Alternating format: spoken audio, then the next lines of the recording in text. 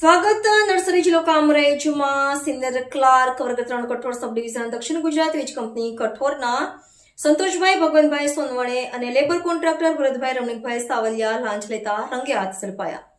દક્ષિણ ગુજરાત વીજ company limited કઠોર સબ ડિવિઝનની કચેરીમાં કમર્શિયલ વીજ કનેક્શન માટે લાંચની માંગણી મુદ્દે આજે એસીબીએ સફળ ટ્રેપ હાથ ધરતા સિનિયર ક્લાર્ક સહિત 2 વ્યક્તિઓને ₹70,000ની લાંચ સ્વીકારતા રંગે હાથ ઝડપ્યા છે.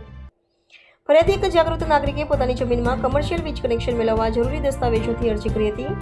આ કામની કાર્યવાહી કરવાની બદલામાં આરોપી નંબર 1 સંતોષભાઈ ભગવાનભાઈ સોનવણીએ ઉંમર 48 સિનિયર ક્લાર્ક ₹70,000ની લાંચની માંગણી કરી હતી.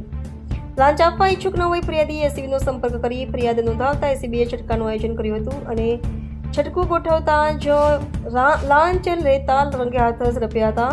આ સમગ્ર કાર્યવાહી ટ્રેપિંગ અધિકારી Shri R.K. Solanki, police inspector Surat ગ્રામ્ય એસીબી પોલીસ સ્ટેશન તથા સ્ટાફના સુપરવિઝન હેઠળ કરવામાં આવી હતી. જ્યારે સુપરવિઝન અધિકારી તરીકે શ્રી R.R. ચૌધરી, મદદનીશ નિયામક એસીબી સુરત એકમે માર્ગદર્શન પૂરું પાડ્યું હતું.